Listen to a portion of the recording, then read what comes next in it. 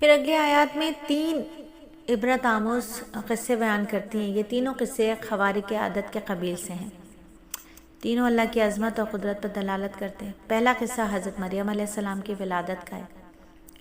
جنہیں عیسائیوں نے اللہ کی زوجہ اور ان کے بیٹے کو اللہ کا بیٹا قرار دیا اور یوں بدترین گمراہی کا شکار ہو گئے، بدترین گمراہی کا شکار ہے۔ حضرت مریم علیہ السلام کے والد حضرت عمران اللہ کے بڑے نیک بندے تھے، اور آپ کی والدہ جو تھیں حنا بنت یعقوز صاحب کردار اور پاک عورت تھی۔ عرصے تک ان کے بچے پیدا نہیں ہوئے۔ ایک دن پرندے کو دیکھا کہ وہ اپنے بچے کو دانا کھلا رہا ہے، دیکھ کر دل مچل گیا، اولاد کی خواہش کر لی۔ اللہ کے حضور دامن پھیلایا، درخواست کی، نظر مانی کہ اگر اللہ آپ مجھے اولاد دے دیں گے تو میں اسے بیت المقدس کی خدمت کے لیے وقف کر دوں گی۔ اللہ نے دعا قبول کر لی، ان کے یہاں بیٹی پیدا ہو گئی۔ تو دستور یہ تھا کہ بیت المقدس کے جو خدمت کے لیے لڑکوں کو قبول کیا جاتا تھا، لڑکیوں کو قبول نہیں کیا جاتا۔ ایک ثانیہ بھی پیش آ گیا کہ نومولود بچی کے والد کا انتقال ہو گیا، یعنی حضرت عمران کا انتقال ہو گیا۔ اللہ تعالیٰ نے سابق دستور کے خلاف زوجہ عمران کی نظر قبول فرما لی اور زمانے کے بہترین انسان حضرت زکریا علیہ السلام کی کفالت اور تربیت کے لیے منتخب فرماتے ہوئے حضرت زکریا نے اس بچی کو جو ہے بیت المقدس کی خدمت کے لیے مختص کر دیا۔ حضرت زکریا نے دیکھا کہ بچی میں تو عجب کرامات ہیں، بے موسم کے پھل کھاتی ہے اور اس کے پاس بے موسم کے پھل ہوتے ہیں۔ تو پوچھا ایک دن، اے مریم یہ رزق تمہارے پاس کہاں سے آتا ہے؟ انہوں نے کہا کہ اللہ کے پاس سے آتا ہے، بے شک اللہ جسے چاہتا ہے بے حساب رزق دیتا ہے۔ معصوم بچی کا اتنا ایمانی جواب سن کر حضرت زکریا کے دل میں بھی اولاد کی خواہش جاگ گئی، اور حالانکہ اس وقت ان کی عمر 100 سال سے تجاوز کر چکی تھی، بیوی بھی بہت بوڑھی تھی اور بانجھ بھی تھی، لیکن ظاہری اسباب کی مخالفت کے باوجود انتہائی عجز اور انکساری کے ساتھ اپنے رب سے دعا کی کہ اللہ مجھے اپنی خصوصی عنایت سے نیک اولاد عطا فرما، بے شک تو ہی دعاؤں کو قبول کرنے والا ہے۔ تو اللہ تعالیٰ نے اس شکستہ دلی سے کی گئی دعا کو قبول کر لیا اور انہیں بیٹے کی بشارت سنا دی، جو بہت 4 صفات کا مالک حامل تھا۔ وہ کلمت اللہ یعنی حضرت عیسیٰ علیہ السلام کی تصدیق کرے گا اور آپ پر ایمان لائے گا۔ وہ علم و تقوی اور زہد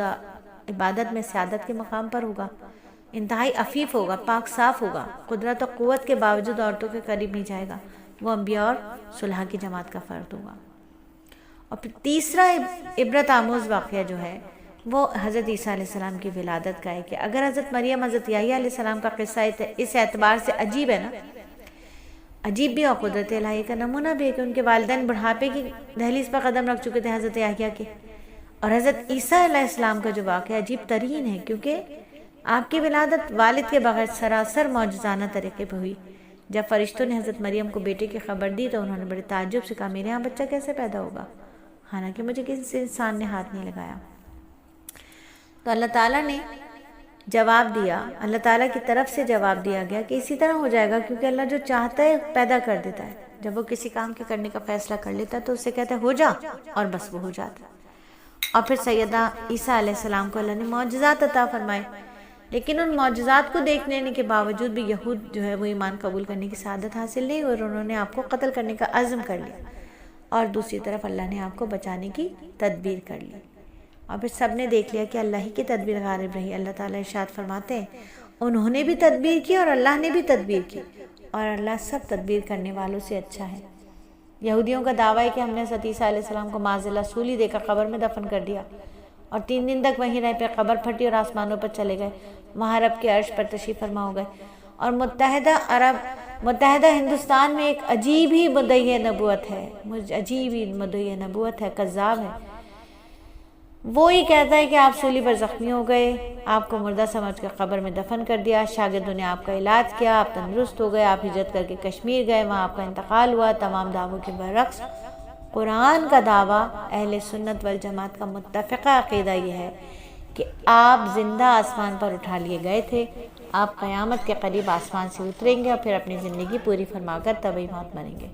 سورہ آل عمران میں جس وقت اللہ نے فرمایا میں تجھے اسی وقت موت دے دوں گا جو وقت موت کے لیے مقرر ہے، فی الحال میں آپ کو اپنی طرف اٹھا لیتا ہوں اور تجھے کافروں کے الزام سے پاک کیے دیتا ہوں، اور تیری اتباع کرنے والوں کو قیامت کے دن کافروں پر غالب کر دوں گا۔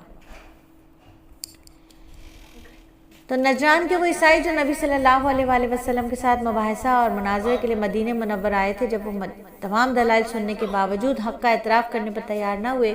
تو اللہ کے حکم سے آپ نے انہیں مباہلہ کی دعوت دی، یعنی یہ کہ تم اپنے اہل و عیال کو لے آؤ،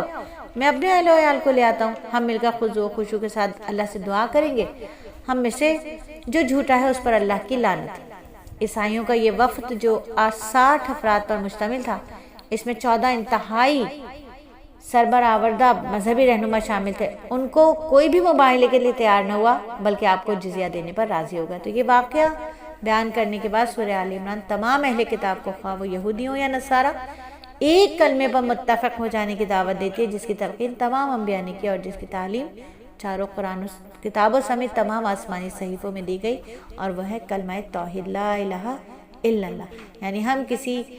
کسی کی عبادت نہیں کریں گے سوائے اللہ تعالیٰ کے، کہ اللہ کے سوا کوئی عبادت کے لائق نہیں،